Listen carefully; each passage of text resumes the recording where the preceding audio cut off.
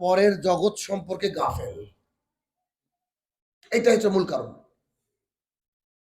এইখানে যদি একটা সিসিটিভি লাগানো থাকে, 10 টাকা দাম এই পানির বোতলটা, এই পানির বোতলটা কেউ হাত লাগাবে না। কেন? গেটে লেখা রয়েছে এখান থেকে কোনো জিনিস চুরি করলে বাইরে যাওয়ার সময় চেক আপ হয়ে গেলে তাকে অপমান করা হবে, শুধু এটুকু লেখা আছে। আপনার এই তো লালবাগের পাশের মানুষ, আপনারা নবাবের প্যালেস, ওখানে চলে যান, ওখানে ভেতরে লেখা রয়েছে কোনো কিছুতে হাত দেবেন না, আছে না? কেউ হাত দেয় না। কেন? হাত দেওয়ার আগে দেখছে উপরে একটা কি যেন তাকিয়ে আছে, দ্যাটস কল সিসিটিভি। ওখানে ঢোকা মাত্র লিখছে you are under CCTV surveillance. ওখানে লিখছে আপনি সিসিটিভির নজরাধীন রয়েছেন, আওতায় রয়েছেন। সামান্য দুনিয়ার একটা সিসিটিভি দেখে আমরা ভয়ে ওটাকে হাত দিই না, কিন্তু আমাদের সমাজের অধিকাংশ মানুষই কোরআন হয়তো কিছুটা সময় শুনলে তারপরে কোরআনটাকে মূল্যায়ন করে না। এর পেছনে কারণ কি জানেন? এর পেছনে কারণ হচ্ছে যে আমাদের অন্তরটা প্যারালাইজ হয়ে গেছে, প্যারালাইসিস। কেন? মক্কার বুকে যখন দেখেন যে তারাবি পড়াচ্ছে, ফজরের নামাজ পড়াচ্ছে, খেয়াল করেছেন কি কেউ যখন দেখেছেন দেখবেন পেছনে মানুষগুলো খুব কাঁদছে, দাঁড়িয়ে কিরাত শুনছে, কাঁদছে। যিনি নামাজ পড়াচ্ছেন তিনিও কাঁদছেন। এ দৃশ্য দেখেছেন কি দেখেননি? আপনারা এই মসজিদে, আপনার এই মসজিদ হোক, পাশের মসজিদ হোক, আপনি 40 বছর 50 বছর যাবৎ সালাত আদায় করছেন, আপনি একদিনও ইমামের পেছনে কাঁদেননি, বলেন? কেউ কেঁদেছেন? বুঝতে পেরেছেন? আমাদের ভেতরে যে অনুভূতি না, এই অনুভূতিটা নাই, এই অনুভূতিটা নাই। এক তো আমাদের অনুভূতি নাই, দ্বিতীয়ত যারা এখানে বসে কথা বলে তারা বেশিরভাগই ব্যবসায়িক, আর ব্যবসায়িকের মাধ্যমে সমাজ কখনো পরিবর্তন হতে পারে না। তার তো টার্গেট টাকা, তার মূল টার্গেট টাকা। সে এসে ব্যবসায় লস যাতে না লাগে সে ব্যবস্থা করবে, কিন্তু সমাজ পরিবর্তন হচ্ছে না। কেন? কারণ আপনার মুখের কথাটা সমাজে তখনই লাগবে যদি ওই আমলটা আপনি করে জাতির সামনে বক্তৃতা দেন। আপনি বছরে 150-200 জালসা করছেন, এই 150-200 জালসার মধ্যে আপনি 10 দিনও ফজরে অ্যাটেন্ড হতে পারেননি, আপনি নাকি মৌলবি? এ দিয়ে তো সমাজ পরিবর্তন হবে না। তাহলে কি? আমাদের সমাজে অনেক রোগ আছে ভাই, প্রচুর রোগ। এই উপলব্ধিহীন একটা সমাজ, প্যারালাইসিস হলে ডাক্তারের কাছে নিয়ে গেলে ওই জায়গাটাকে খুঁচিয়ে দেখে, ওই নেল দিয়ে, ওই যে নিডেল দিয়ে, সুচ দিয়ে, আর ডাক্তার বলে বুঝতে পারছেন তো? কই না তো। ও তার মানে প্যারালাইসিস, তার মানে প্যারালাইসিস। এখন আপনি আমাকে বলেন তো, এখানে যতজন মানুষ উপস্থিত রয়েছেন কেউ কি মাথার সমস্যার রোগী আছেন? আছেন কি কেউ? পাগল টাগল এরকম কেউ আছেন? কেউ নাই তো? আচ্ছা, যদি কেউ না থাকে আমার একটা প্রশ্নের উত্তর দিয়ে সামনের দিকে আলোচনা করব আমি। সামনে দেখেন, দেখেন, সেটা হচ্ছে মহিলারা উপরে আছে নাকি? মা বোনদেরকে বলবো একটু আস্তে, আস্তে নয়, কথাই বলবেন আপনারা। মা বোনদেরকে বলবো আপনারা কথাই বলবেন না। আমি কোনোদিন এই কথা বলিনি, আজকে বললাম, কারণ আমার নাম শুনলে তো কথা বলেন, এটা আমি জানি, হয়তো ওনারা জানেন না। গালি দিতে বাধ্য করিয়েন না, কথা বলবেন না। আচ্ছা, বিষয় হচ্ছে তারপরে একজন গিয়ে বসে বলে আসেন তো মেয়েদেরকে, মানে ওদের কানে ঢোকে না কোনো কথা, এই জন্য বেশিরভাগ ওরা জাহান্নামী। আমি বলছি না, বলছেন মোহাম্মদ রাসূলুল্লাহ সাল্লাল্লাহু আলাইহি ওয়াসাল্লাম। তো একটা জিনিস দেখেন, এইখানে এমন কোন ছেলে, এই আমার সামনে এমন কোন ছেলে, এমন কোন পুরুষ আছেন কি যে তার মায়ের সাথে জেনা করতে ভালোবাসবেন? আছেন? শুরুতে বলেছি যে মাথার সিট খারাপ হয়ে গেছে, মাথা খারাপ হয়ে গেছে, এমন মানুষ তো এখানে নাই। আমি এমন একটা প্রশ্ন করলাম, প্রশ্নটা শুনতে খারাপ লাগছে না? কথা বলেন আমার সাথে, শুনতে খারাপ লাগছে না? সি কি প্রশ্ন করে? মায়ের সাথে জেনা করবে এমন একটা লোক, এই গ্রামটার নাম কি? সন্দীপুর। একটা লোক কি সন্দীপুরে আছে? মুসলমান তো ছাড়েনি, হিন্দু আছে। কোন হিন্দু আছে তার মার সাথে জেনা করবে? আছে? নাই। অথচ আমার সামনে বহু মানুষ বসে আছেন, ও ওর মায়ের সাথে প্রতিদিন জেনা করে। যার বাড়িতে বন্ধন আছে, যার বাড়িতে এলআইসি আছে, যার বাড়িতে গ্রুপ লোন আছে, ওরা ওর মার সাথে জেনা করে। আপনি জেনা করেন? যে আপনাকে বলছি, বলেন দেখি আপনার প্যারালাইসিস হয়েছে কিনা এবার অন্তরে। এবার দেখেন আমি খোঁচা মারলাম, দেখেন লাগছে কিনা। যদি মনে আরে এত বড় কথা বললেন, অসম্ভব, এখনই গিয়ে বন্ধনে বইটাকে ছিড়বো, তাহলে ভাববো আপনি সুস্থ, আর নইলে আমি ভাববো আপনি প্যারালাইজড। অসম্ভব, নাহলে আপনার অন্তর কাজ করছে না, অন্তরকে এখন ট্রিটমেন্ট করতে হবে। জি, শাহিনুর রহমানের বাড়িতে নাই, নিশ্চিত থাকেন, গিয়ে তদন্ত করতে পারেন। কারণ আমি আমার মায়ের সাথে জেনা করার কথাটা বলতেও আমার ঘৃণা লাগে, তবে আমি বলছি না, মুহাম্মদ সাল্লাল্লাহু আলাইহি ওয়াসাল্লাম বলছেন, হাদিস আবু দাউদ, রাসূলুল্লাহ সাল্লাল্লাহু আলাইহি ওয়াসাল্লাম বলছেন 1 টাকা সুদ খেলে 70টা পাপ হয়, সবচেয়ে নিচের পাপ হচ্ছে নিজের মায়ের সাথে জেনা করার সমতুল্য পাপ। আমরা we are all paralysed here, আমরা সব প্যারালাইজড হয়ে গেছি, আমাদের অন্তর কোনো কাজ করে না। বক্তৃতা দিতে ভয় লাগে। কোথাও একটা বক্তৃতা দিচ্ছিলাম, সুদের উপরে একজন মরে গেল, বক্তৃতা শুনতে শুনতে, বললে বাবা, আল্লাহ কি জেলেই ঢুকায় নাকি? যাক, বাঁচিয়ে দিয়েছে আল্লাহ সুবহানাহু। কথা শুনলে তো কষ্ট হবে, কথা শুনলে কষ্ট হবে। কেন? পৃথিবীর সবচেয়ে ভালো মানুষের নাম হচ্ছে মুহাম্মদ রাসূলুল্লাহ সাল্লাল্লাহু আলাইহি সাল্লাম। মুহাম্মদ সাল্লাল্লাহু আলাইহি সাল্লাম পৃথিবীর সবচেয়ে ভালো মানুষ, অথচ তার এলাকাবাসী তাকে তাড়িয়ে দিয়েছে। কিভাবে তাড়িয়ে দিয়েছে? ধরতে পারলে মেরে ফেলবে, অথচ আপনার ইমামকে আপনি তেল দিয়ে রাখেন। আমরা তো বক্তৃতা করতে যাই, ভয় লাগে তো, কে কতি মারবে কিনা আল্লাহ জানে, কে কতি রেডি আছে কিনা। কেন? আমরা দিন রাত কথা বলি। আজকে বলেছি ফুরফুরা শরীফকে ভেঙে ফেলতে হবে, আজকে বলেছি যে মাজার ভেঙে ফেলতে হবে, ল্যাংটা বাবা, গাজা বাবা, খাজা বাবা, কিচ্ছু চলবে না, সব ভেঙে ফেলতে হবে। তা আব্বাস সিদ্দিকে পেলে চুমু খাবে আমাকে। কারণ হক কথা বলার লোকের খুব ক্রাইসিস আছে। আর বললাম না, এটা একটা ব্যবসার জায়গা, আপনার হয়তো খারাপ লাগতে পারে। এই জন্য শাহিনুর রহমানের নাম যে কোনো বক্তার সামনে করবেন, 80% বক্তা আমাকে গাল দেয়, শুরুতে গাল দেয়। কেন? ওই যে কন্ট্রাক্টের বিরুদ্ধে বলি। তোমার দ্বারা কি পরিবর্তন হবে? তুমি 18,000 টাকা নিচ্ছ আগের দিনে ফোন পেতে, আবার তুমি জর্দা খেয়ে স্টেজে উঠছো, তোমার দ্বারা তো সমাজ পরিবর্তন হবে না। আমরা হচ্ছে কি হয়েছি, উপলব্ধিহীন মানুষ হয়ে গেছি। এই জন্য আমাদের ভেতরে উপলব্ধি আনতে হবে। কেমন উপলব্ধি? আচ্ছা দেখেন, এখানে যখন আমি কথা বলছি, প্রথমে কোরআনের আয়াত একটা তেলাওয়াত করেছি, আর মুহাম্মদ সাল্লাল্লাহু আলাইহি ওয়াসাল্লামের মুখ থেকে হাদিস দুটো পাঠ করেছি, শুরুতে করেছি তো। আচ্ছা, আমার কষ্ট হয় কখন জানেন? আপনি স্কুলে যখন পড়েছেন, আপনার মাস্টারমশাই আপনাকে প্রেয়ারে দাঁড়িয়ে একটা কথা শিখিয়েছিল, দেখেন তো মনে পড়ে কিনা। এই শোনো, তোমরা স্কুলে ঢোকার সময় যদি দেখবা, অথবা খেলার দিনে যদি জাতীয় সঙ্গীত চলে, তোমরা থেমে যাবা। শিখায়নি এটা? কারণ এটা নাকি সম্মান। জাতীয় সঙ্গীত চললে আমরা হাঁটতে পারি না, এটা সম্মান। রাসূলুল্লাহ সাল্লাল্লাহু আলাইহি সাল্লামের মুখ থেকে যে কথাগুলা বেরিয়েছে, এই কথাগুলোর মূল্য কতটা জানেন? মূল্য জানেন?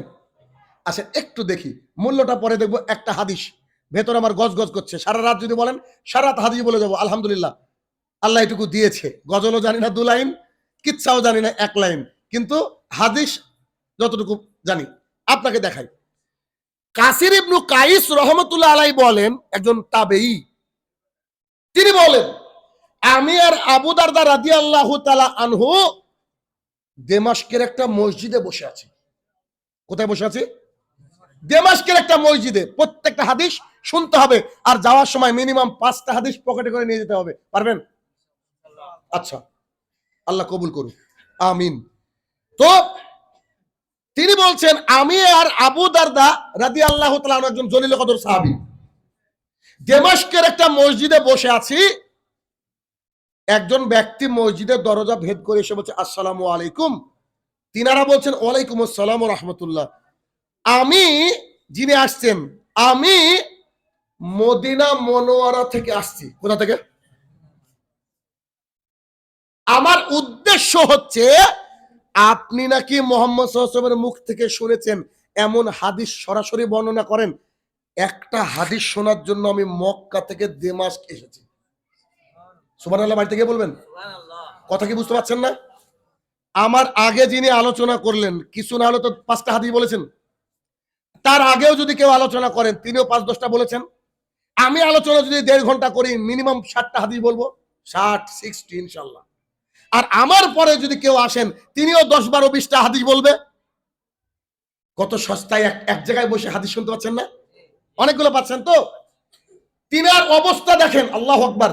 তিনি বলছেন, আবু দারদা, আপনি আল্লাহ রাসূলের সাহাবী সাল্লাল্লাহু আলাইহি ওয়াসাল্লাম, আপনার কাছে আমি মদিনা থেকে আসলাম একটা মাত্র কারণ, আপনি নাকি মুহাম্মদ সাল্লাল্লাহু আলাইহি ওয়াসাল্লামের মুখ থেকে শুনেছেন যে হাদিস, আমাকে বর্ণনা করেন। একটা হাদিস শুনতে গেছি, রাস্তায় কোনো কাজ ছিল না, কোনো আত্মীয় বাড়ি নাই, কোনো যা টাকা খরচ হয়েছে শুধু হাদিসের জন্য, যা ক্লান্ত হয়েছে হাদিসের জন্য, হেঁটে এসেছি মাইলের পর মাইল হাদিসের জন্য, কষ্ট পেয়েছি হাদিসের জন্য, খেতে পাইনি হাদিসের জন্য। আমার উদ্দেশ্য কি? একটা হাদিস শোনার জন্য। আচ্ছা, আমি এখানে এসেছি আজকে এসেছি এখানে, তো প্রায় তো কন্টাক্টই বক্তা, আমি তো কন্টাক্ট করি না, সবাই তো জানেন বোধহয়, আলহামদুলিল্লাহ জানেন তো নাকি? কালকের ঘটনা বলি, একটা ঘটনা এখানে মনে পড়ে গেল বলি। একজন বক্তা, চিনবেন মেবি, আমাকে ফোন করে বলছে যে আপনার এই ডেট ফাঁকা আছে। আমি বললাম না, আসলে ফাঁকা নেই। তো আপনার কোন ডেট ফাঁকা আছে? আপনার ডেটে জালসা হবে। তা আমি বললাম এই ডেট ফাঁকা আছে। আচ্ছা ঠিক আছে, একটু পরে জানাচ্ছি। পরের দিন সকালবেলায় সবজি বাজার করতে গিয়েছি, একেবারে ঘটনা হুবহু বর্ণনা করছি, কারণ আমি আল্লাহকে ভয় করি, ক্যামেরাকে ভয় করি না, আল্লাহকে ভয় করি। তো আমি জাস্ট নামবো বাইক থেকে সবজি আনার জন্য, তো দেখছি মোবাইলটা বাজছে, সাইলেন্ট থাকে মোবাইলটা বলছে যে অমুক ডক্টর অমুক বলছি, বক্তা। ও আচ্ছা বলেন ভাই, ওই কালকে যে ডেটের কথা বলেছিলাম লিখেন। আচ্ছা বলেন। আমি লিখে নিলাম ডায়েরিতে। লেখার পরে উনি বলছেন, যিনারা জালসা কমিটি তিনারা কিছু টাকা অ্যাডভান্স দিয়েছে আপনাকে। আমি বললাম, আল্লাহর কসম করে বলছি, যে টাকাটা আপনি নিয়েছেন এটা জিম্মেদারি আপনি বললে আল্লাহ আপনাকে বুঝে নেবে। কারণ শাহিনুর রহমান না কন্ট্যাক্ট করে না অ্যাডভান্স নেয়, কারণ মার্চে জালসা। আমি অতদিন বাঁচবো, সবজি নিয়ে বাড়ি ফিরতে পারবো কিনা তার কি গ্যারান্টি? আপনি কোন সাহসে এটা করলেন? না, আমরা জানি যে আপনি কন্ট্যাক্ট করেন না, তো ওনারা কিছু টাকা দিয়ে গেছেন, তো কি করবো? আপনি টাকা নিয়ে মরেন আপনি। কথা বুঝছেন কিনা? আজ যে সন্দীপুরে আমি আসবো, কেউ বলতে পারবে বলেন দেখি? 14 তারিখ আছে টাঙ্গাইলে মাহফিল, 14 তারিখে, এই 14তে আমি যে যেতে পারবো কোনো গ্যারান্টি আছে? কালকে আছে আপনার ওই দিনাজপুর করণদিঘি থানা, বাড়ি থেকে প্রায় 300 কিলোমিটার প্লাস রাস্তা, আমি কি যেতে পারবো? প্রধান বক্তা আছি, যেতে পারবো, এরকম কোন ঘটনা আছে? তারপরের দিন আছে আবার হরিশ্চন্দ্রপুর, মালদা থেকে আরো 100 কিলোমিটার, যেতে পারবো? কেউ বলতে পারবে? কেউ বলতে পারবে না, কারণ আমাদের জীবনটা আল্লাহ তাআলার হাতে। এবার আপনাকে বোঝাচ্ছি, দেখেন ওই ব্যক্তি মদিনা থেকে কোথায় গিয়েছে বলেন? দেমাস্ক। তো যিনি তাবে, তিনি বলছেন যে আমি আবু দারদার সাথে বসা ছিলাম রাদিয়াল্লাহু তাআলা আনহু, তিনাকে সালাম দেওয়ার পর, আমাদেরকে সালাম দেওয়ার পর বলছে, আপনি নাকি মুহাম্মদ সাল্লাল্লাহু আলাইহি ওয়াসাল্লামের মুখ থেকে শুনেছেন, এমন হাদিস বর্ণনা করেন, একটু করেন না হাদিস। আল্লাহু আকবার। ঈমান বুঝতে পেরেছেন? ঈমান কাকে বলে বুঝতে পারছেন? একটা হাদিসের ভালোবাসা বুঝতে পারছেন? অথচ আপনি অলরেডি 2-3টি হাদিস শুনে নিয়েছেন আমার কাছ থেকে এখনই। আচ্ছা এবার দেখেন, তো তিনি করলেন কি? আবু দারদা রাদিয়াল্লাহু তাআলা আনহু, কোনো কথা নেই, মেহমানদারি নেই, কোনো কিছু নেই, তিনি বলছেন, জি আমি মুহাম্মদ সাল্লাল্লাহু আলাইহি ওয়াসাল্লামকে বলতে শুনেছি। আল্লাহু আকবার। হাদিস দেখেন কি মজার। আমি মুহাম্মদ সাল্লাল্লাহু আলাইহি ওয়াসাল্লামকে বলতে শুনেছি, কোন ব্যক্তি যদি দিন চর্চার জন্য, ইসলামকে জানার জন্য, আপনারা কেন এসেছেন? ইসলামকে জানার জন্য না? দেখেন, কোন ব্যক্তি যদি দিন চর্চার জন্য, ইসলামকে জানার জন্য কোন রাস্তা তৈরি করে নেয়, একটু বুঝাই, রাস্তা তৈরি করে নেয় মানে, আজকে যতজন মানুষ এসেছেন এখানে, আগামীকালকে আসবেন কেউ? কেউ আসবেন না। আজকের রাস্তাটা কোথায় ছিল? ওই বহরমপুরে গিয়ে একটু কাজ ছিল, অনেকে ছিল কিনা? ওই চায়ের দোকানে একটু কাজ ছিল। আচ্ছা, ওই বন্ধুদের সাথে একটু আড্ডা ছিল, ওই অমুক অফিসে একটু বসতে হবে, কাজ ছিল কিনা?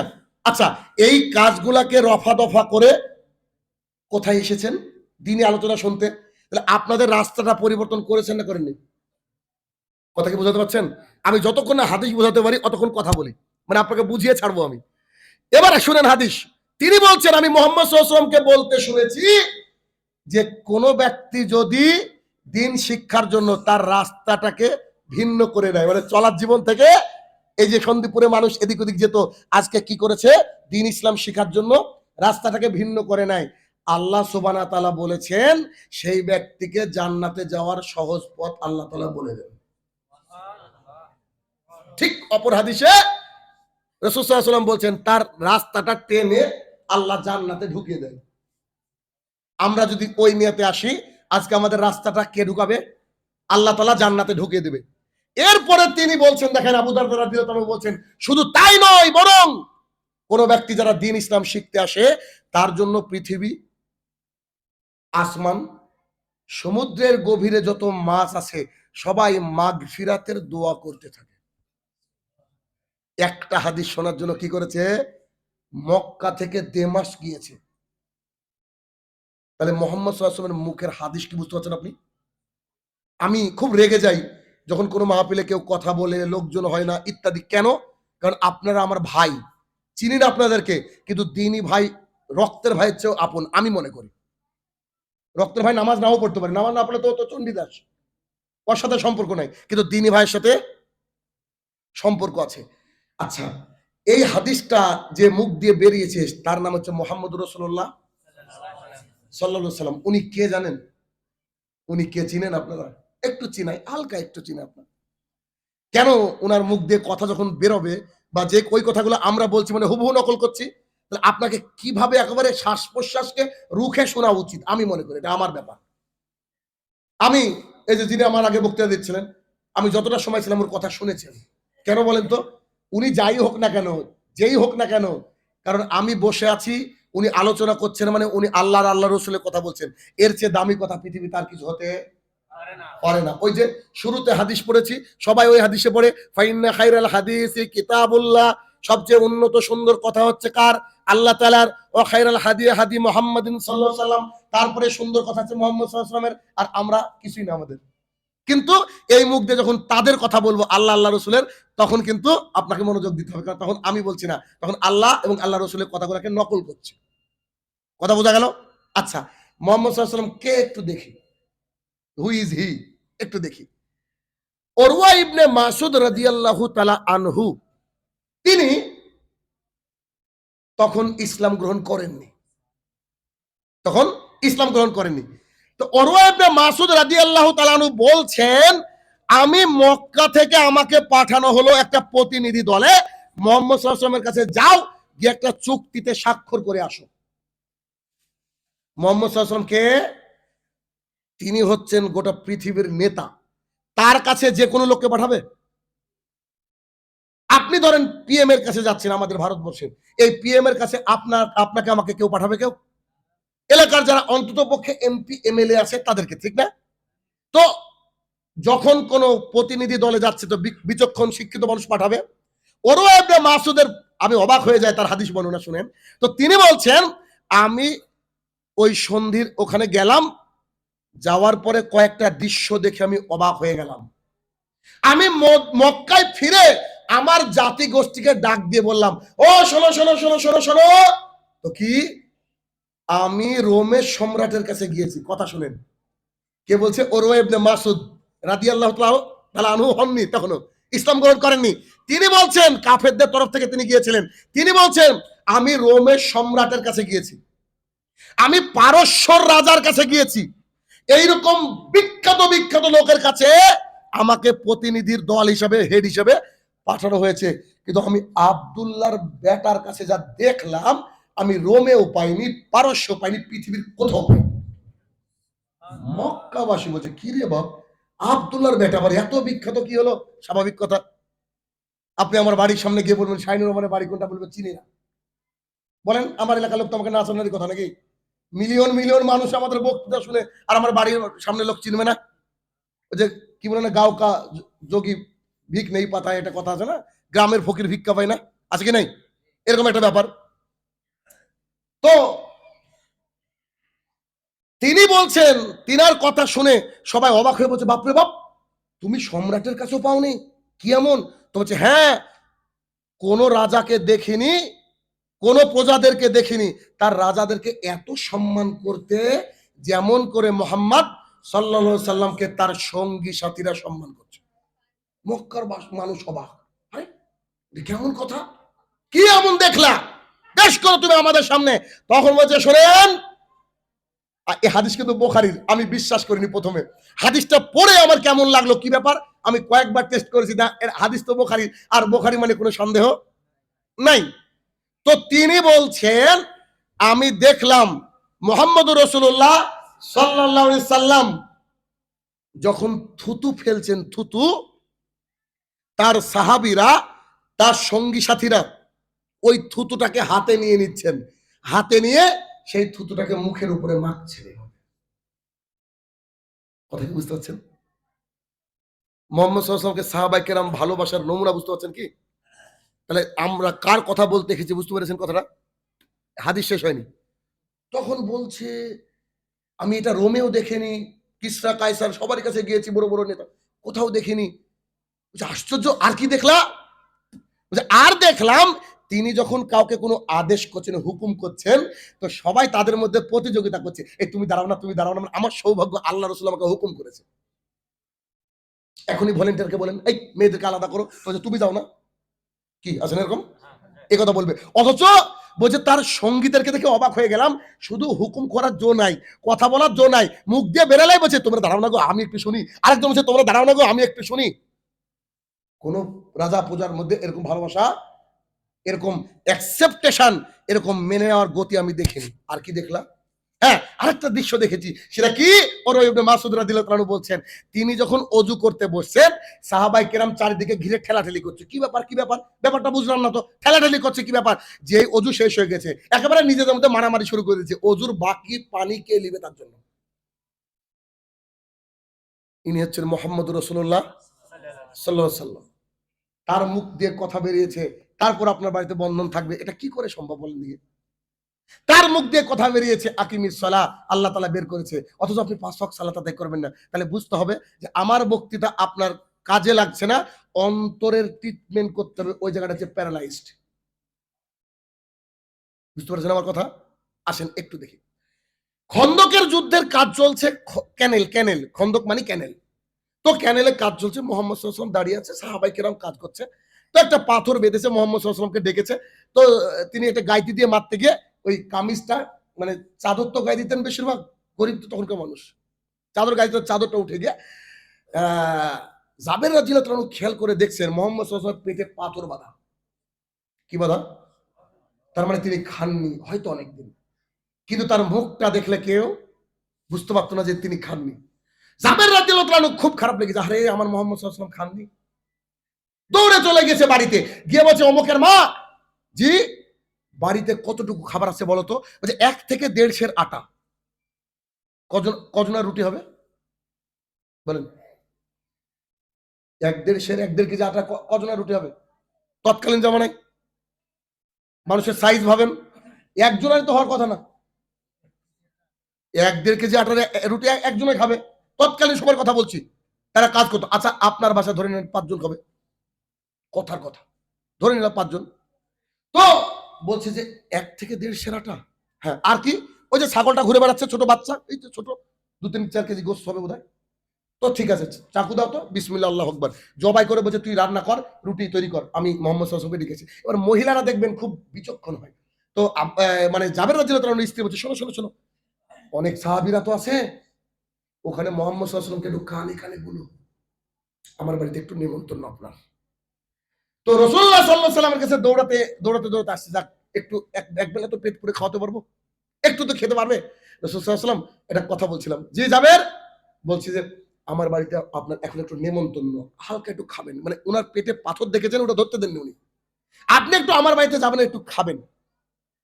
রাসূল সাল্লাল্লাহু আলাইহি ওয়াসাল্লাম বলছে, ও সাহাবীরা, ১,৫০০ ছিল বোধহয়, ও সাহাবীরা চলো চলো চলো, জাবের নিমন্ত্রণ করেছে।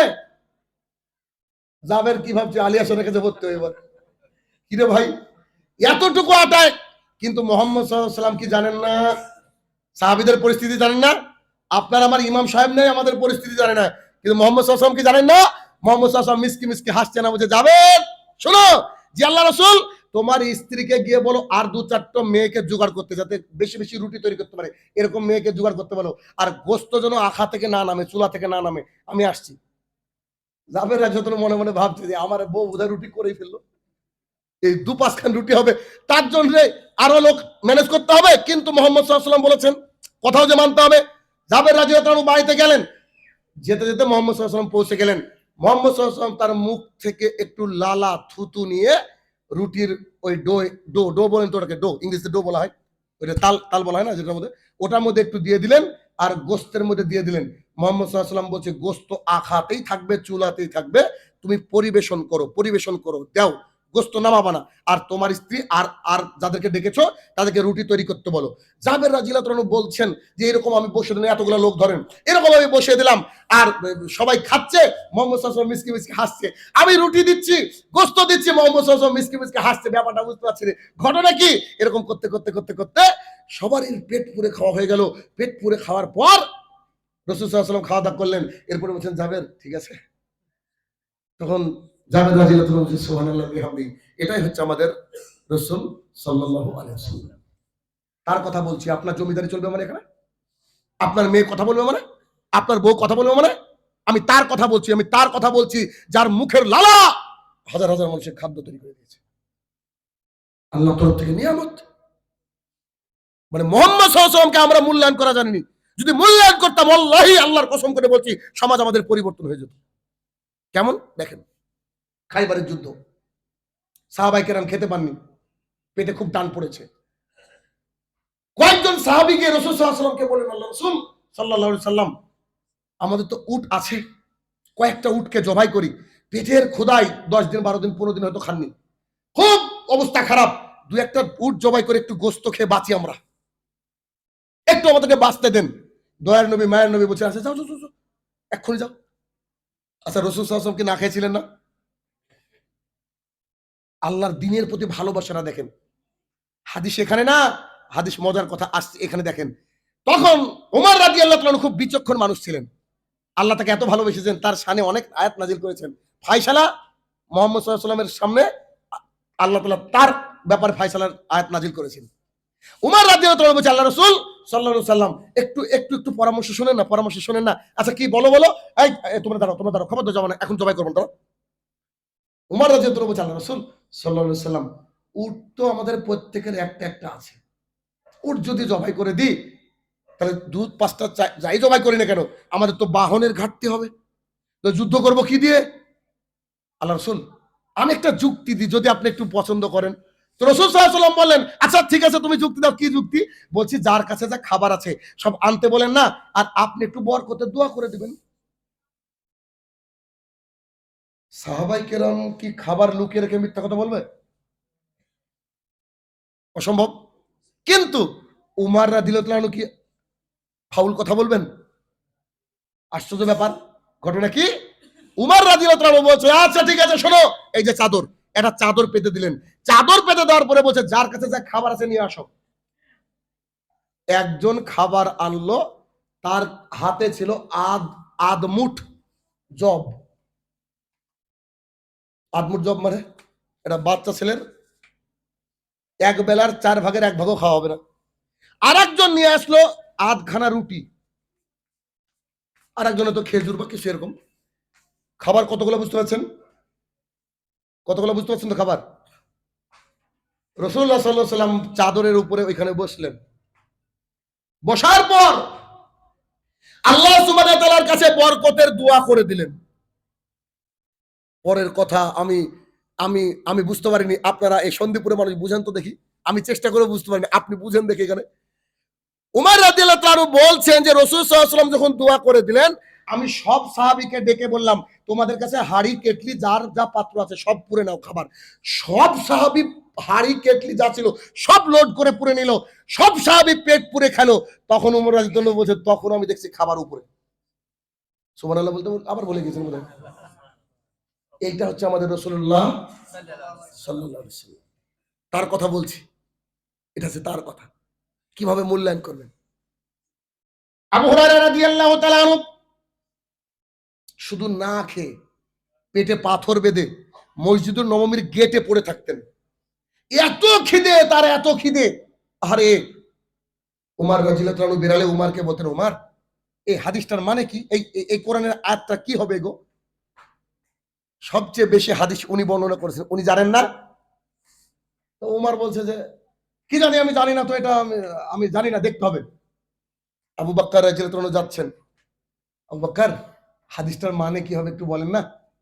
তখন আবু বকর রাদিয়াল্লাহু আনহু বলছে, কি জানি আমাকে দেখতে হবে তো। মুহাম্মদ সাল্লাল্লাহু আলাইহি ওয়াসাল্লাম যাচ্ছেন। রাসূল সাল্লাল্লাহু আলাইহি ওয়াসাল্লাম যাওয়ার সাথে সাথে রাসূল সাল্লাল্লাহু আলাইহি ওয়াসাল্লামকে বলছেন, আল্লাহ রাসূল এই কোরআনের আয়াত। তখন রাসূল সাল্লাল্লাহু আলাইহি ওয়াসাল্লাম বলছে, আসো, জানি তোমার খিদে লেগেছে, জানি তোমার খিদে লেগেছে, আয়াতের ব্যাখ্যা তোমার দরকার নাই। তোমার খিদে লেগেছে আমি বুঝতে পেরেছি, তুমি খুব কষ্ট পাচ্ছ, আসো দেখি বাড়িতে কিছু আছে কিনা। তিনি চলে আসলেন। আয়েশা রাদিয়াল্লাহু আনহা থেকে শুরু করে সবারই বাড়িতে, সবারই ঘরে খোঁজ নিয়ে দেখলেন কারুর ঘরে খাবার নাই।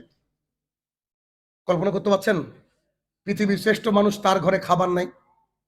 এখন এমন একজন লোক এখানে উপস্থিত আছে যার বাড়িতে গেলে দুটো ভাত পাওয়া যাবে না। আরে ভাত না হলে চাল তো পাওয়া যাবে, চাল না পাগলে আর কিছু তো পাওয়া যাবে।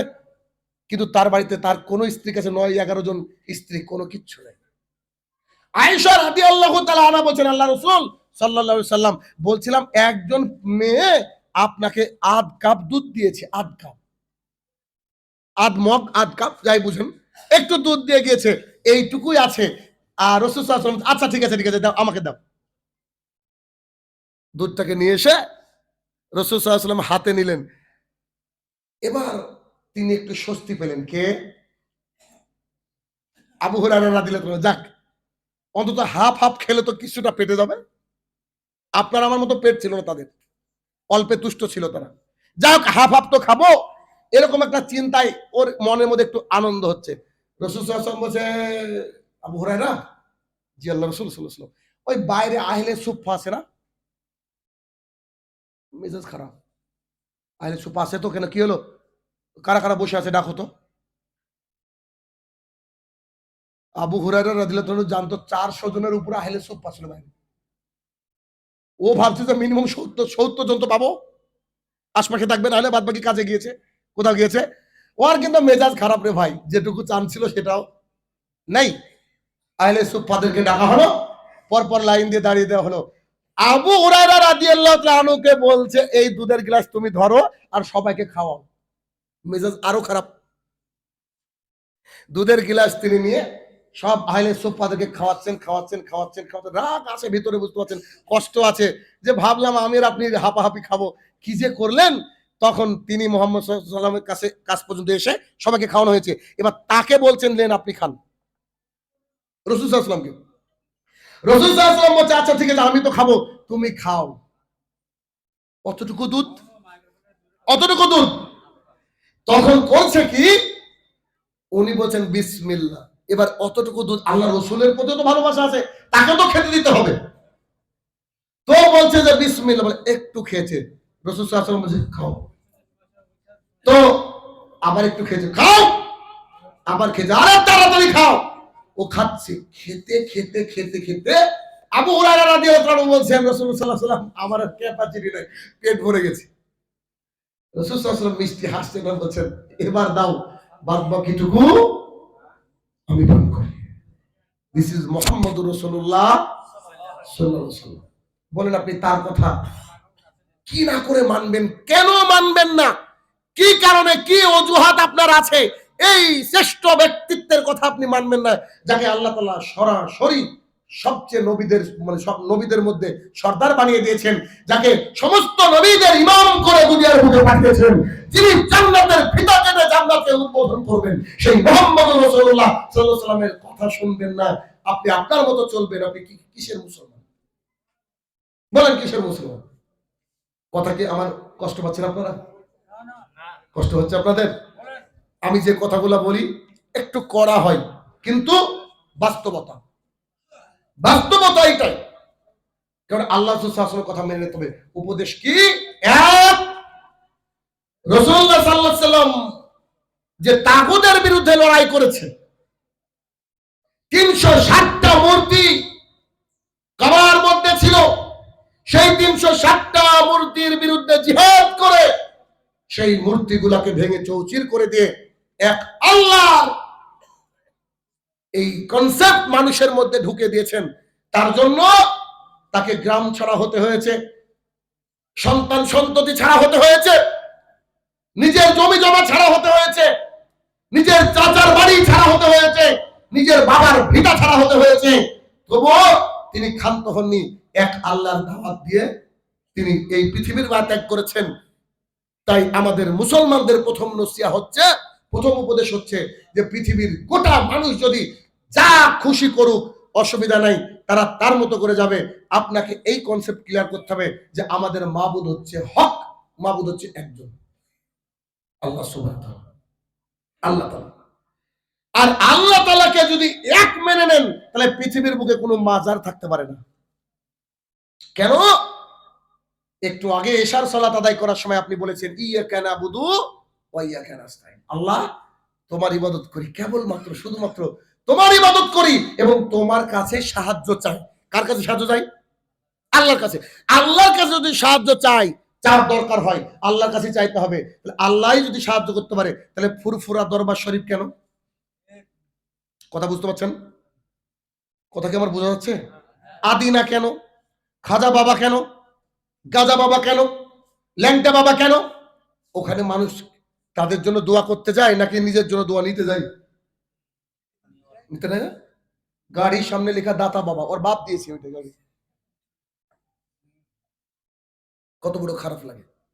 তাই বলছিলাম যে ঠাকুর মশাই দুর্গা দেবীর প্যান্ডেলে গিয়ে ওই যে এক হাতে ঘন্টা নাকি থাকে না, আর এক হাতে ওই যে বেল পাতা নিয়ে ওই এই করছে, ওই গঙ্গা জলের মধ্যে চুবিয়ে এরকম করে ঘন্টা নাড়াচ্ছেন, পুজো করছে, মন্ত্র পাঠ করছে, ওং একাম্বম মাম দেবতা নাস্তে নাস্তে নেনি কাঞ্চন অন্ধকারমা ভবিষ্যন্তি অসম্ভূতি উপাস্তে। ঠাকুর পুজো করছে। ঠাকুরকে জিজ্ঞাসা করানো যে আপনি যে মন্ত্র পাঠ করলেন এর মানে কি? ঠাকুর বলছে মানে তোমার জানা নাই। ঠিক আমাদের মতোই, আমাদেরও বহু মসজিদে আরবিতে খুতবা হয়। কজন আরব থেকে এসেছে বলেন? আমাদের মসজিদে যে মসজিদে আরবিতে খুতবা হয়, ও যদি কিয়ামত পর্যন্ত আরবিতে খুতবা দেয়, একজন মানুষ কি নামাজ ধরবে খুতবা শুনে? কথা বুঝেন কিনা? কথা বুঝছেন না? আপনাকে সহজ ভাষায় বুঝায়। আপনারা সবাই বাঙালি না এখানে? ইংরেজি আলহামদুলিল্লাহ একটু একটু বুঝেন? বুঝেন তো?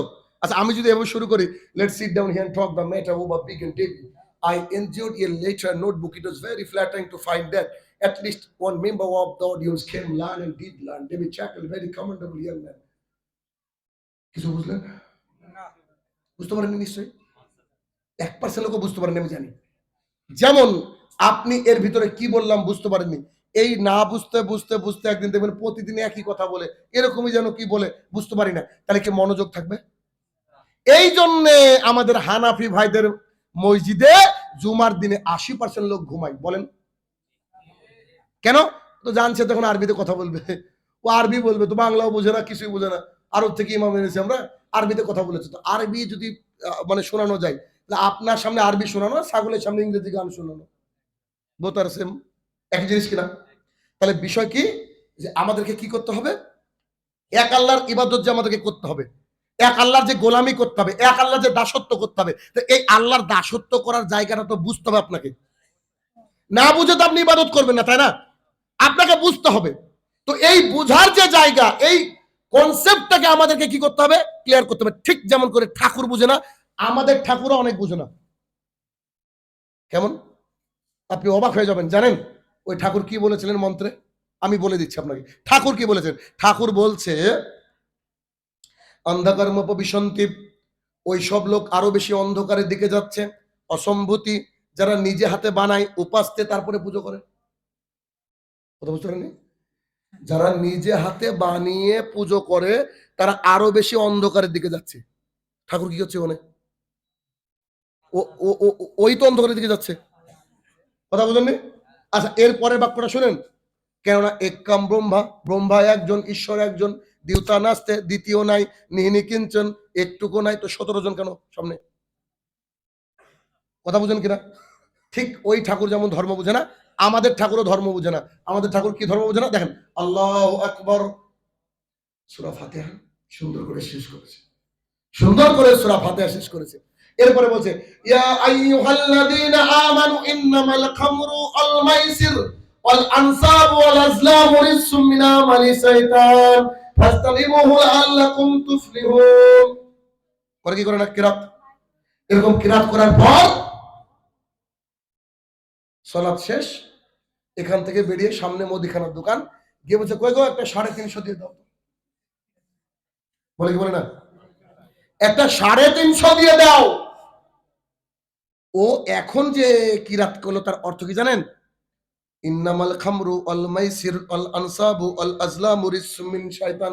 নিশ্চয় পান বিড়ি, জর্দা, গুল, সিগারেট, মূর্তি পূজা, তীর, মানে ভাগ্য নির্ণায়ক স্বর, এগুলো হচ্ছে রিজসুম, এগুলো হচ্ছে নাপাক, এগুলো হচ্ছে পায়খানা, এগুলোকে তোমরা গ্রহণ করো না। এখনই এটা পড়ে ওখানে গেল। কথা বুঝতে পেরেছেন? তাহলে ঠাকুরও ধর্ম বোঝে না, মৌলবীও ধর্ম বোঝে না, তাহলে আমরা যাবো কার কাছে? আমরা এখন পাবলিক হয়ে সমস্যায়। এই জন্য কি করতে হবে? কোরআন এবং সুন্নাহর যে সঠিক জ্ঞান, ওই জ্ঞানটা আমাদেরকে নিতে হবে। ওই জ্ঞান যখন মানুষের আসবে, তখন ফামাই ইয়াকফুরু বিত-তাগুত, সমস্ত তাগুতকে দূরে ফেলে দিয়ে আমাদেরকে এক আল্লাহর ইবাদত করতে হবে। আর এক আল্লাহর ইবাদত করার কথা বলতে গিয়ে মুহাম্মদ সাল্লাল্লাহু আলাইহি ওয়াসাল্লাম ছিলেন গ্রাম ছাড়া। কেমন? সাফা পাহাড়ের উপরে মুহাম্মদ সাল্লাল্লাহু আলাইহি ওয়াসাল্লাম উঠলেন, উঠার পরে বললেন, ও মক্কাবাসী, আমি তোমাদেরকে একটা কথা বলতে চাই, তোমরা কি শুনবা আমার কথা? মক্কার প্রত্যেকটা মানুষ বলছে, তোমার মতো ভালো মানুষ এখানে একটাও নাই। তুমি অসহায় মানুষের পাশে থাকো, আত্মীয়তার সাথে তোমার বন্ধন অটুট, তুমি মিষ্টিভাষী, তোমাকে কোনোদিন কারোর সাথে ঝগড়া ঝামেলা করতে দেখিনি, তুমি খুব ভালো মানুষ, তুমি যা বলবা তাই মেনে নেব। মক্কার হাজার হাজার মানুষ এই কথা বললো। রাসূল সাল্লাল্লাহু আলাইহি ওয়াসাল্লাম বলেছেন একটা বাক্য, কুলু লা ইলাহা ইল্লাল্লাহ তুফলিহুন। আপনারা সবাই লা ইলাহা ইল্লাল্লাহ বলেন, তাহলে বেঁচে যাবেন। নিচ থেকে আবুল আহাব বলছে, কত বড় শয়তান রে! এখনই কি বললো? আপনার মতো ভালো কেউ নেই। এখন নিচ থেকে নিজের চাচা হচ্ছে সম্পর্কে আবুল আহাব বলছে, কত বড় শয়তান! ওরে বাপ রে বাপ, আমাদের 360টা মাবুদ আছে, আর ও বলছে নাকি একটাও চলবে না, এক মাবুদের ইবাদত করতে হবে। একে মার, একে মেরে ফেল, নাহলে গ্রাম ছাড়া করে দিবে। কথা বুঝতে পারছেন? একে মেরে ফেল, নাহলে গ্রাম ছাড়া করে দে। মক্কার অসংখ্য মানুষ বিরোধী হয়ে গেল একটা কথা বলার কারণে। কি কথা বলেছিল?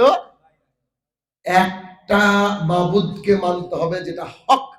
তবে 360টা লাত, মানাত, উজ্জা, হবল, যত মাবুদ ছিল সবগুলাকে ভেঙে খান খান করে দিতে হবে। কিন্তু মক্কাবাসী বুঝতে পেরেছিল, এই জন্য মুহাম্মদ সাল্লাল্লাহু আলাইহি ওয়াসাল্লামকে তাড়িয়ে দিয়েছিল।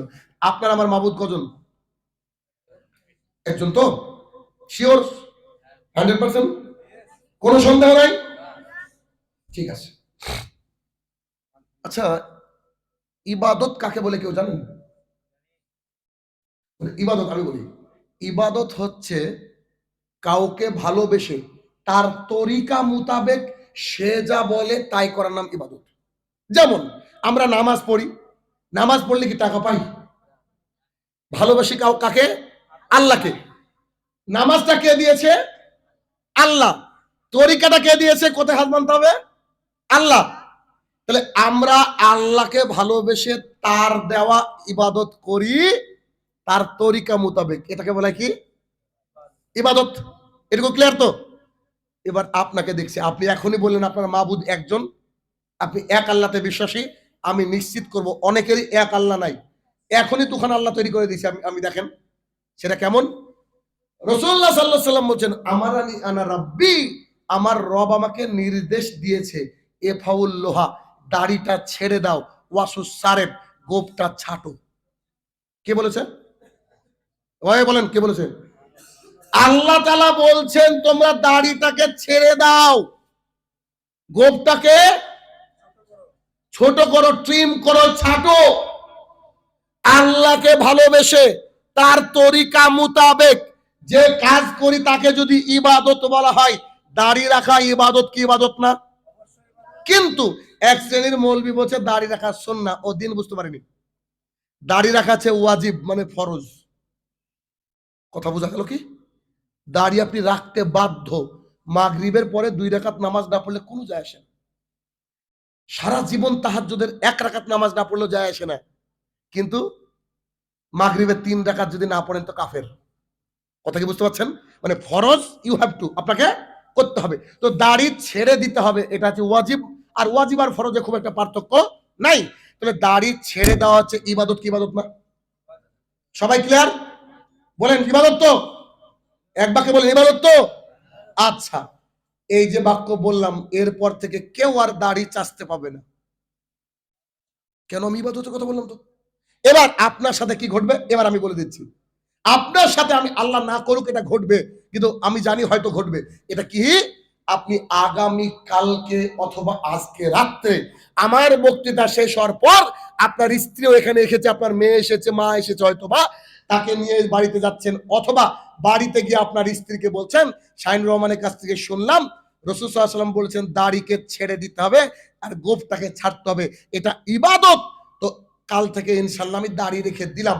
এই বাক্য যখনই আপনি বলবেন, আর আপনি যদি ইয়াং হন, আপনার মা বাপকে যদি বলেন, তো আপনার মা বাপ বলে, তুই কি পাগল হয়েছিস রে বাপ, এখনই দাঁড়িয়ে রাখবি?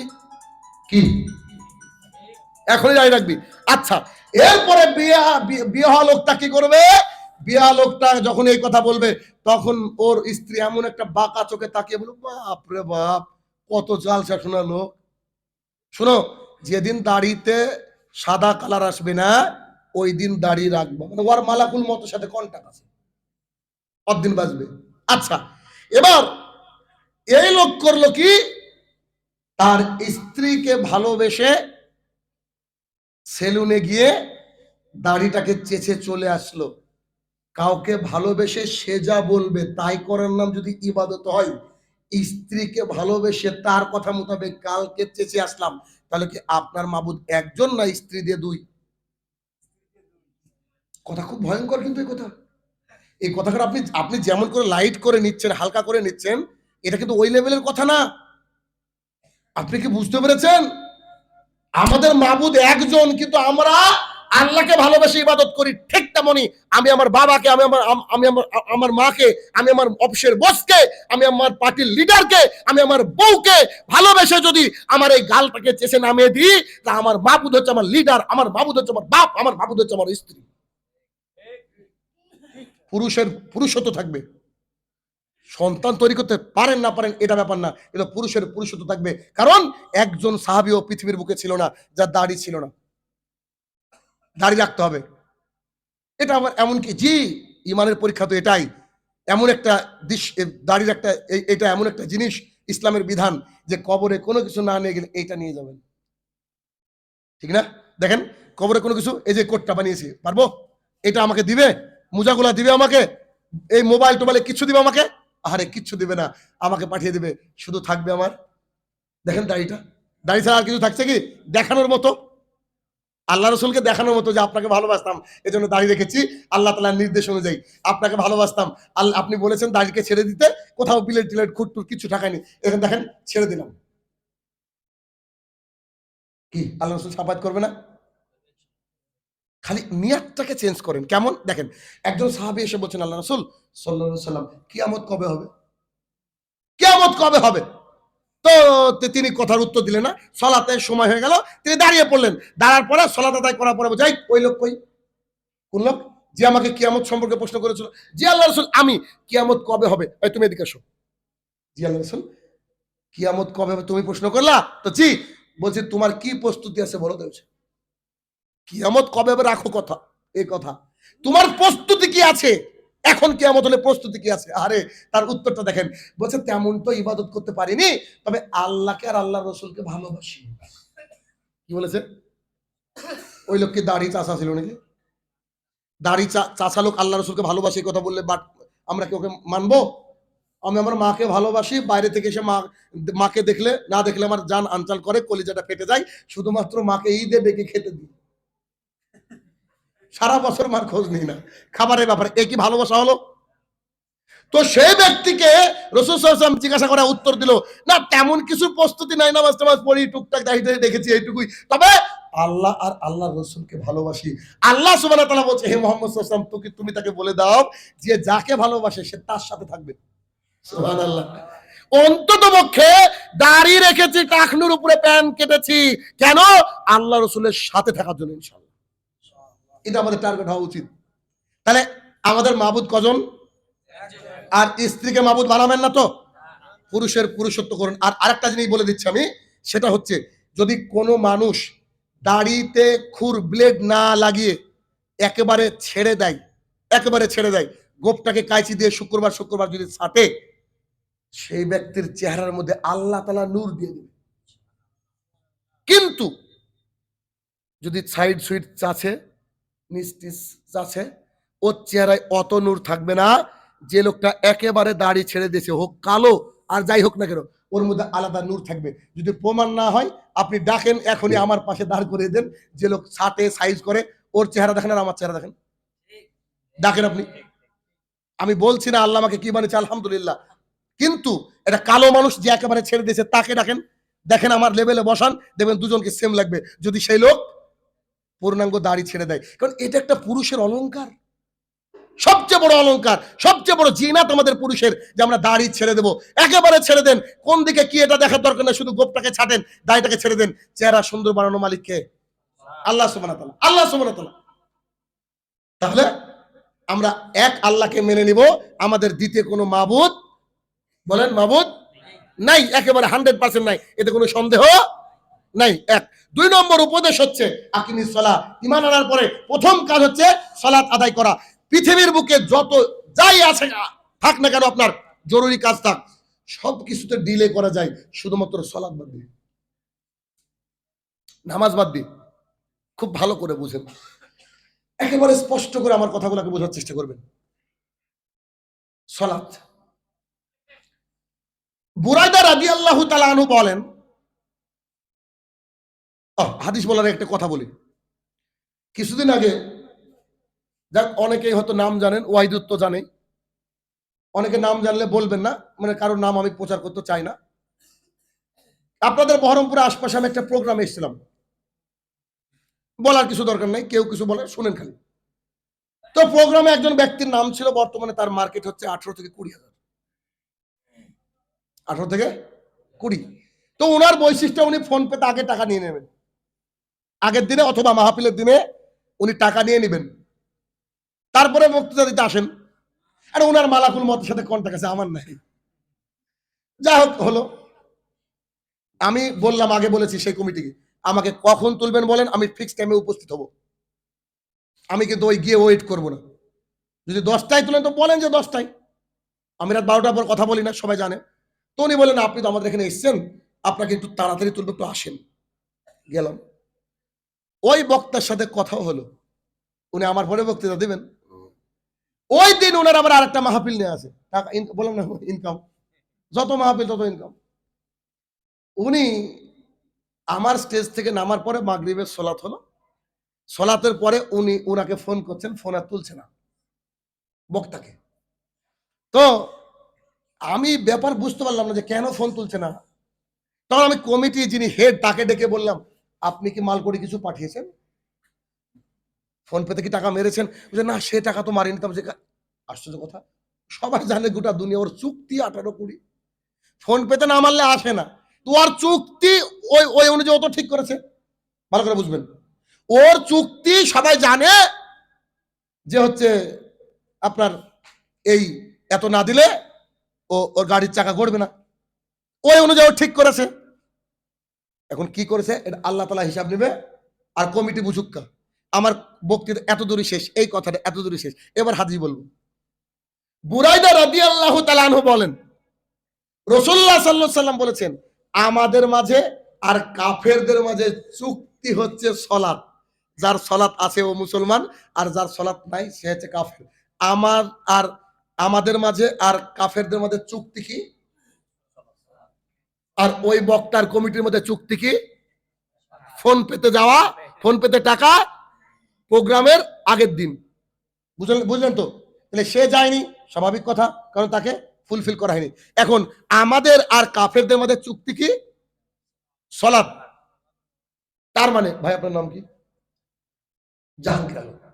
ওনার নাম জাহাঙ্গীর আলম, ভালো করে বুঝেন। ওনার নাম জাহাঙ্গীর আলম, আমার নাম শাহিনুর রহমান।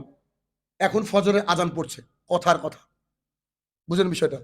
ফজরে আজান পড়ছে, ইচ্ছে করে আমি এই মসজিদে নামাজ পড়লাম না। দাঁড়িয়ে আছে আমার, টুপিও আছে, টাকনুর উপরে প্যান্ট আছে না, আমি এখন কাফের। কি করিনি আমি? শুধু ফজরের সালাতে যাইনি, এখন জাহাঙ্গীর আলম ভাই মুসলমান। কথা কি বুঝতে পারলেন? জোহরে আমি সালাত আদায় করলাম, জাহাঙ্গীর ভাই করলো, দুজনই মুসলমান। আসরে জাহাঙ্গীর ভাই ছেড়ে দিল, জাহাঙ্গীর ভাই কাফের, আমি তখন মুসলমান। কথা কি বোঝাতে পারছি? প্রত্যেকটা সাহাবাই কিরামের ইজমা ছিল, ঐক্যমত ছিল, কোন ব্যক্তি যদি ইচ্ছে করে নামাজ ছেড়ে দেয় এ ব্যক্তি কাফের। তার মানে এই মসজিদে যত শুক্রবারের শুকুর আলীরা আসে, অর্থাৎ শুকুর আলী মানে বুঝছেন তো, আমি নাম রেখেছি শুকুর আলী, ইদু মিয়া, রমজান আলী। এখন বুঝেন, এই শুকুর আলী, ইদু মিয়া, রমজান আলী এরা কেউ মুসলমান না। আপনি ঠিক বললেও ঠিক, না বললেও ঠিক। আল্লাহ রসুল বলেছেন, আমি বলিনি। কেন? মান তারাকা সালাতান মুতাআম্মিদান ফাকাদ কাফারা, যে ব্যক্তি ইচ্ছে করে সালাত ত্যাগ করে দেবে এ ব্যক্তি মুসলমান নয়, এ ব্যক্তি মুসলমান নয়। তাহলে কি করতে হবে?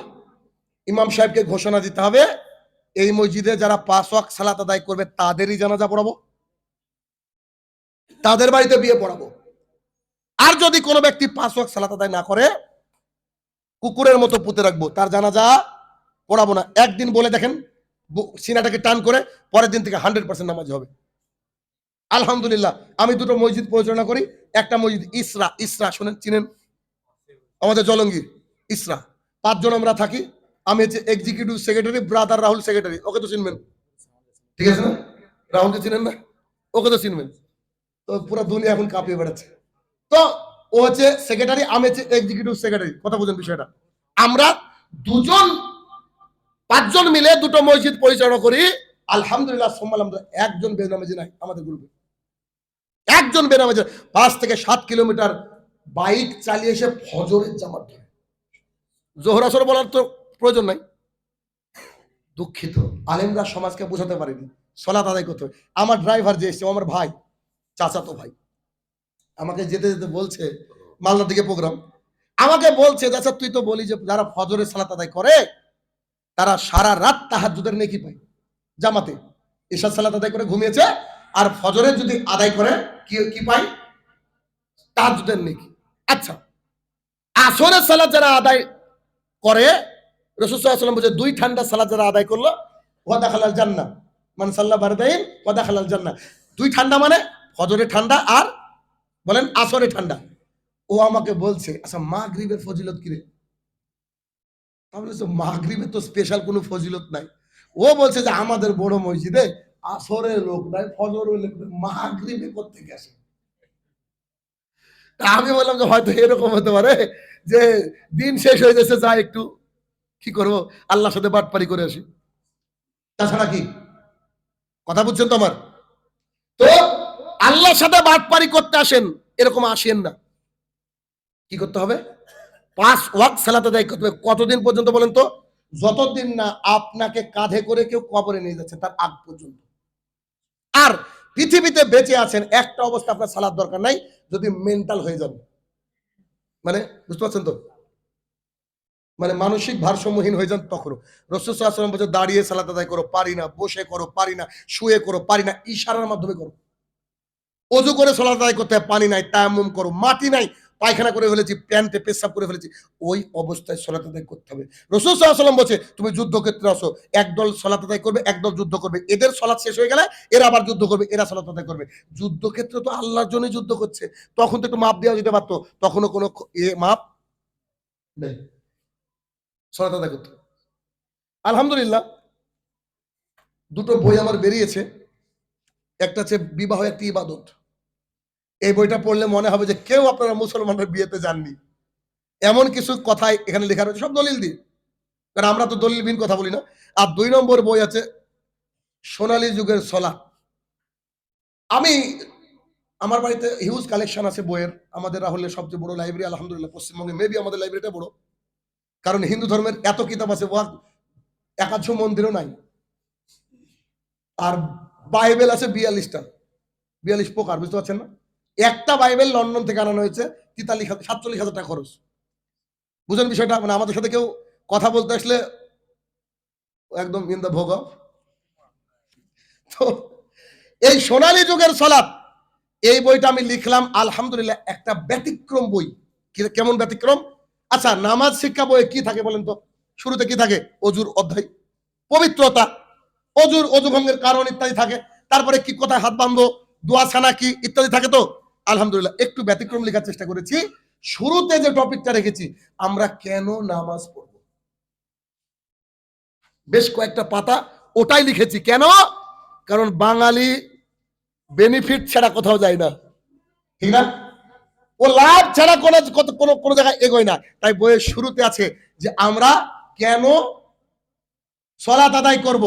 শুরুতে আছে যে আমাদের সালাত আদায় করার বেশ পরপর কয়েকটা পয়েন্ট তুলেছি, যে আমাদের দিনকে বাঁচাতে, ইমানকে বাঁচাতে, কাফের থেকে আমরা যদি কাফের না হয় তার জন্য।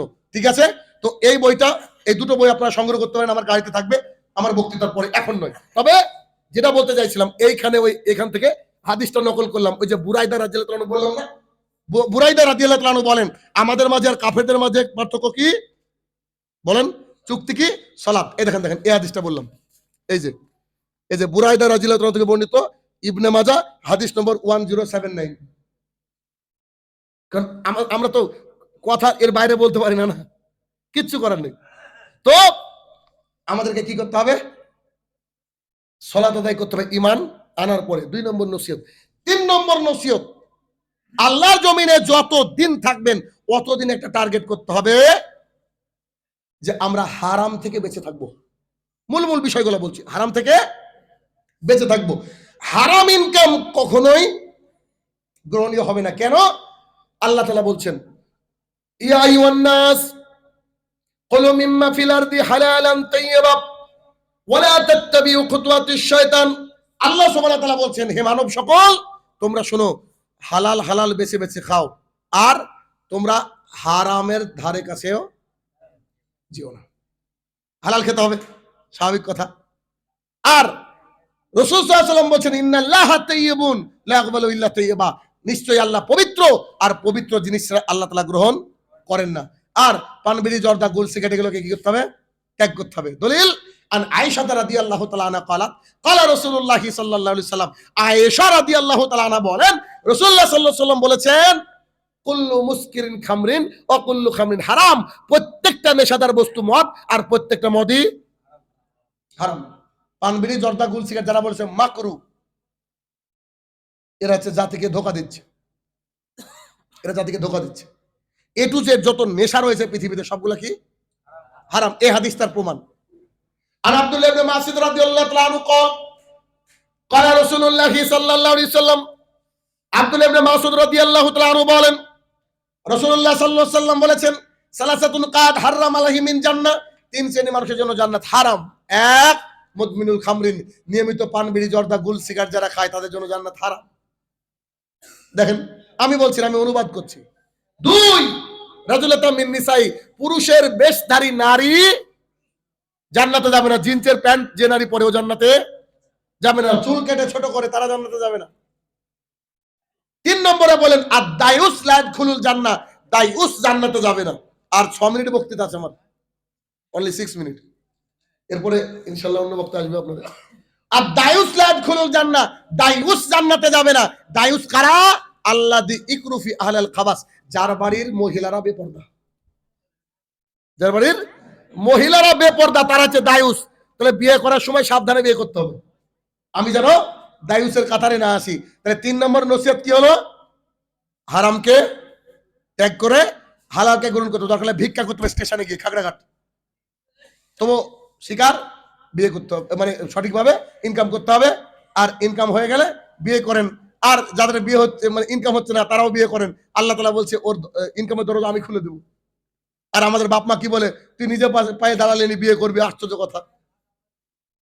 আল্লাহ কারুর রুজি রুটি এমনি কি বন্ধ করে দেন নাকি? ইবাদত করলে আল্লাহ তাআলা কি খুলে দেবেন না?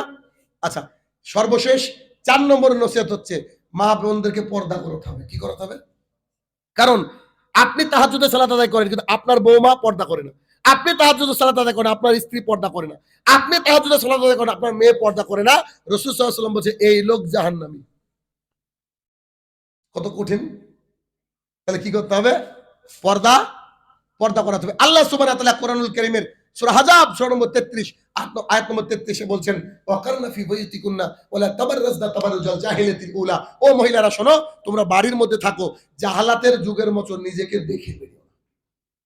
কি করো না? জাহালাতের যুগের মতো নিজেকে দেখে বেরিও না। আপনার স্ত্রী কিভাবে রাস্তা দিয়ে হাঁটে এখন আপনি বুঝেন, আপনি বুঝেন। আমার তো মনে হয় না যে এই সন্দীপুরের মানুষ বোরখা খুব একটা পরে। কত পার্সেন্ট বোরখা পরে বলেন তো? 100-তে কতজন পরে একটা আইডিয়া দেন আমাকে। 10%। তাহলে 90% লোক, বুঝতে পারছেন? আদায়ুস। আর আমি বলছি না, মোহাম্মদ সাল্লাল্লাহু আলাইহি ওয়াসাল্লাম বলছে আদায়ুস লা ইয়াদখুলুল জান্নাহ, he will not enter to the paradise. তারা জান্নাতে যাবে না। দুঃখের বিষয়। বউ বিটিকে ঢাকতে হবে। আমার এতটুকু ছোট্ট মেয়ে, ও বেপরদা মহিলাদেরকে দেখলে বলে আব্বু এরা সবাই হিন্দু।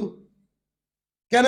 ও বুঝে নিয়েছে যে যারা পর্দা করে না ওরা হিন্দু। ও বুঝে গেছে, কারণ ওর আম্মু বুরকা পরে, ওর আন্টি পরে, ওর দিদা পরে, সবাই পরে। তো আমাদের বাড়ির পাশে একটা হিন্দু পরিবার আছে, তারা পরে না। তো ও এবার যা খেয়ে দেখে কোনো মহিলাকে দেখলে ও বলে যে এরা হিন্দু। কথা বোঝা গেল কিনা? তাহলে কি করতে হবে? মা বোনকে পর্দার মধ্যে ঢাকতে হবে। একজন বিখ্যাত ব্যক্তিত্ব উনি বলছেন, আমেরিকান একজন বিখ্যাত ব্যক্তিত্ব, উনি বলছেন if you want to destroy this society without war put there adultery. যদি এই পৃথিবীটা, এই সমাজটাকে ধ্বংস করতে চাও যুদ্ধ ছাড়া, তাহলে মহিলাদের পোশাক খুলে নাও। এখন তাই হয়েছে। এখন তো মহিলারা বেশিরভাগই বেপরদা। সামাজিক চলমান জীবনেও আছে, আর সোশ্যাল মিডিয়া তো আস্তাগফিরুল্লাহ। এ থেকে আমরা কেউ মাহরাম নাই, সব আমরা জেনার মধ্যে লিপ্ত হয়ে গেছি। কেননা রাসূল সাল্লাল্লাহু আলাইহি ওয়াসাল্লাম বলেছেন হাতের জেনা হচ্ছে হাত দিয়ে ধরা, চোখের জেনা হচ্ছে চোখ দিয়ে দেখা, অন্তরের জেনা অন্তর দিয়ে কল্পনা করা, কানের জেনা কান দিয়ে শোনা। বলেন তো এই জেনা থেকে কেউ বেঁচে আছে আমরা? আমার বাড়ির পাশে মনে হয় এই 1 সপ্তাহ যাবত প্রত্যেকদিন পিকনিক আর প্রত্যেকদিন গান। কালকে বোধহয় আমার মেয়ে, এখন তো ঠান্ডা পড়ছে, তো এই দুপুরে খাবারটা অনেক সময় ছাদে বসে খাই, ছেলেমেয়ে স্কুল থেকে আসে। তো আমার মেয়ে এসে প্রথম কথা, আব্বু এখন এই হারাম, সারাক্ষণ হারাম শুনতে হবে? আমি বলছি, আমার তোর ক্ষমতা নাই যে গিয়ে বলবো যে বন্ধ করো। মানে বক্স বাজছে মেম্বারের বাড়ির সামনে, ওর ছেলেও আছে, ওর পরিবার আছে, বলেন এটা আমার দ্বারা সম্ভব? আমরা কি আস্তাগফিরুল্লাহ পড়িয়ে থাকি, কিছু তো করার নেই। এখন এই এই এই এই যে আমাদের গোনা, কানের গোনা, এ থেকে আমার মনে হয় কেউ বেঁচে আছি বলেন তো? সম্ভবই না, সম্ভবই না। এত ইহুদি খ্রিস্টান কেউ নাই, অথচ এই নতুন বছরকে নিয়ে কত অবস্থা খারাপ। আর তাদের সাথে সাথে তাদের অনুকরণে আমাদের জাতীয় একেবারে অভ্যস্ত। আপনার মেয়েটা পোশাক পরছে ইহুদি খ্রিস্টানের কালচার অনুযায়ী। কেন? কারণ আপনি মুসলমানের মুসলমানিত্বকে বাড়িতে ঠিকাতে পারেননি।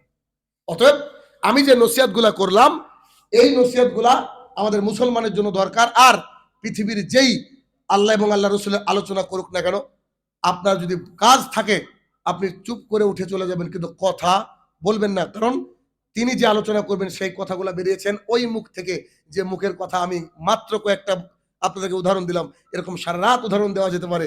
অতএব খবরদার, কোরআনের সাথে এবং বক্তৃতার সাথে মুনাফিকি করবেন না কোনো সময়। আর শুনলে সঙ্গে সঙ্গে যাচাই বাছাই করে ওইটাকে মানার চেষ্টা করবেন। এরকম টার্গেট নিয়ে যান, আল্লাহ গো এখন যদি আপনি টার্গেট করেন আল্লাহ আমি বন্ধন কাল থেকে আর কিস্তি দিব না, এটা আমার শেষ, আল্লাহ তুমি আমাকে ক্ষমা করে দাও, এটা যদি বলতে পারেন, এখনই যেতে যেতে মৃত্যু যদি হয়ে যায়, আল্লাহ হয়তো আপনাকে ক্ষমা করবে, হয়তো ক্ষমা করবে। কিন্তু কি বলছেন আপনি? আরে শেষে একটা কথা বলে শেষ করব। আপনাদের এই বহরমপুরে একজন এসআইয়ের বিয়ে পড়াতে এসেছিলাম আমি। তো এই গল্প বোধহয় আপনারা জানেন। অনেক বড় বড় অফিসার ওনারা ছিলেন। তো আমি দেখলাম হাইলি এডুকেটেড লোক, আর আমিও ইংরেজির মাস্টার। তো আমি একটু খুতবাটা সেই লেভেলেরই দিলাম, মানে আরবি পড়ছি সাথে একটু ইংরেজিটা বেশি ট্রান্সলেট করলাম। করতে করতে করতে করতে মানে আলিয়া বিশ্ববিদ্যালয়ের প্রফেসর, এসএসকেএম হসপিটালের ডাক্তার, এই এই গোটা মুর্শিদাবাদের ভেহিকিলসের অফিসার সবাই ছিল। তো আলহামদুলিল্লাহ খুতবা শেষ হয়ে গেল। শেষ হয়ে যাওয়ার পর একজন ব্যক্তি ওখান থেকে এসেছিলেন, তিনি ৬২ লাখ খরচ করে, ৬২ লাখ বুঝেন কি? আমরা তো গরিব মানুষ, বাবা তো হিসাবও জানি না, এরকম ব্যাপার। তো ৬২ লাখ টাকা খরচ করে তিনি একটা ফ্যাক্টরি করতে যাচ্ছিলেন। তো আমার একটা বলা হাদিস তার অন্তরকে পরিবর্তন করে দিয়েছে। ওখানে গিয়ে ফোন করে বলছে, শাহিনুর ভাই আপনি যে কথা বললেন আমার তো ভেতরটা কাঁপছে ভাই, আমি এই হারাম ব্যবসা আর করব না। তো একটা হালাল কি করা যায় বলেন তো? তো স্কুল করার জন্য উনি সিদ্ধান্ত নিলেন। তো একটা ইসলামিক স্কুল করার জন্য সিদ্ধান্ত নিলেন। এই ইসলামিক স্কুলটা ৩১ তারিখে আমি উদ্বোধন করে আসলাম আপনার বারাসাতে। Al Baik international school, boys and girls, এটা হচ্ছে ইংলিশ মিডিয়াম। এই স্কুলটা যখন আমি উদ্বোধন করতে গেলাম, ওই স্কুল আমি জিজ্ঞেস করলাম ভাই খরচ কত? বলছে মাত্র ৮২ লাখ টাকা এ পর্যন্ত। কত? ৮২ লাখ টাকা। এবার গিয়ে দেখলাম ম্যাডামরা সব বুরখা পরে, সবাই ভালো আলহামদুলিল্লাহ। আমি বক্তৃতা করলাম, আমার বক্তৃতায় সবচেয়ে এ ছিল, আল্লাহ যাকে সম্মান দেয়, MLA MP থেকে শুরু করে সবাই ছিল, অথচ সেখানকার প্রধান মানুষ আমি ছিলাম। এ আপনাদের এই মুর্শিদাবাদের আল্লাহ তাআলা দিয়েছে সম্মান ভাই। আমি বক্তৃতা করলাম, সবাই কান পেতে বক্তৃতা শুনলো। আমি আসার সময় আমি বললাম আলহামদুলিল্লাহ আপনাদের ম্যাডামরা খুব শালীন ইত্যাদি ইত্যাদি। আমাকে এমন একটা তথ্য দিল, অবাক হয়ে গেলাম। আমাকে বলছেন এই ম্যাডামটার নাম অমক আচার্য। মানে বুঝে ইনি হিন্দু। মানে বুঝি ইনি ব্রাহ্মণ। আমি আপনার স্কুলে কেন? তো উনি সব কিছু মেনে নিয়ে এই স্কুলে পড়াবেন। আমি অবাক হয়ে গেলাম। মুসলিম ম্যাডামের কয়েকটা দেখলাম মুখ খোলা, এটা তো জায়েজ, কিন্তু হিন্দু ম্যাডামটা এমন করে বোরকা পরেছে, ওর চোখও ঢাকা, এই মানে ইও ঢাকা, এই পর্যন্ত মুখও ঢাকা। আমি অবাক হয়ে গেলাম। আমার ড্রাইভার বলছে এই সব কত যে গোটা ভারতবর্ষ তো ঘুরি, বাংলাদেশ বিভিন্ন জায়গা ঘুরি, কিন্তু এরকম দৃশ্য দেখিনি যে একটা মহিলা এভাবে বোরকা পরে। এখনো হিন্দু উনি। তারপরে ওনার একটু হয়তো আর্থিক অবস্থা একটু টান পড়েছে, উনি আমাকে ফোন করে রাত্রিবেলায় বলছেন ভাই আমার যে গাড়িটা আছে, যদি গাড়িটা এখন বিক্রি করি ব্যাংকের মাধ্যমে 21 লাখ টাকা পাবো। মানে বেটা গরিব নাকি? কয়েকটা গাড়ি আছে, 21 লাখ, কিন্তু আমি যদি কায়দা করে না করে শরিয়া মোতাবেক বিক্রি করি মাত্র আমি 8 লাখ পাবো। ভাই কি করবো? আমি যে 8 লাখই আপনাকে নিতে হবে, 8 লাখই নিতে হবে। তো বলছে ভাই যখন কথা মেনে চলছে আপনার, আমি যে আমার না আল্লাহর, আল্লাহ রসুলের, আমি বার্তা বাহক আপনাকে পৌঁছে দিচ্ছি। তো উনি আনন্দে চিত্তে বলেন আলহামদুলিল্লাহ ভাই, ভিক্ষা করতে হলো আর হারামের পথে যাব না। দোয়া করবেন সেই ভাইয়ের জন্য, প্রাণ খুলে দোয়া করবেন, আল্লাহ তাআলা যেন কবুল করুক। ঠিক আছে? তো আমার প্রতিপালক, এতক্ষণ যে কথা বললাম মাবুদ, শুধুমাত্র তোমাকে খুশি করার জন্য আর মানুষকে নসিহত করার জন্য আমরা প্রত্যেকে, আমি সহ প্রত্যেকে এই কথাগুলোর উপরে যেন আমল করতে পারি। আল্লাহ তুমি সেই তৌফিক আদা করো, আল্লাহুম্মা আমিন। আমার প্রতিপালক, এই কবরের তলে যারা শায়িত মাবুদ গো, জানি না কি হালে রয়েছে, তারা যদি ক্ষমার যোগ্য হয় তাকে তুমি ক্ষমা দান করো, আল্লাহুম্মা আমিন। হে আমার প্রতিপালক, এই জলসা যারা আয়োজন করেছে সবাই ইয়াং, আল্লাহ তুমি ইয়াংদেরকে পছন্দ করো। তোমার হাবিব মুহাম্মদ রাসূলুল্লাহ সাল্লাল্লাহু আলাইহি সাল্লাম তিনিও যুবকদেরকে খুব পছন্দ করতেন। যুবকরা কোনো মজলিসে আসলে বলতেন আহলান সাহলান। এই যুবক ভাইদেরকে একেবারে অন্তরটা এমন উন্মুক্ত করে দাও যেন সাহাবায়ে কেরামের মতো ঈমান নিয়ে এই পৃথিবীর মায়া ত্যাগ করতে পারে। আল্লাহ তুমি সেই তৌফিক আদা করো, আল্লাহুম্মা আমিন। হে আমার প্রতিপালক, এই ভাইদের, এই এলাকাবাসীর সমস্ত মানুষের অন্তরটাকে এমনভাবে উন্মুক্ত করে দাও, যতগুলো কথা বললাম প্রত্যেকটা কথার আসর যেন তাদের অন্তরে বসে যেতে পারে। আল্লাহ তুমি সেই তৌফিক আদা করো, আল্লাহুম্মা আমিন। হে আমার প্রতিপালক, সমস্ত মুসলমান আলেম সমাজ যেন একতাবদ্ধ হয়ে দাওয়াতের কাজ করতে পারে। আল্লাহ তুমি সেই তৌফিক আদা করো, আল্লাহুম্মা আমিন। আসসালামু আলাইকুম রাহমাতুল্লাহি ওয়া বারাকাতুহু। আসসালামু আলাইকুম। আমরা এতক্ষণ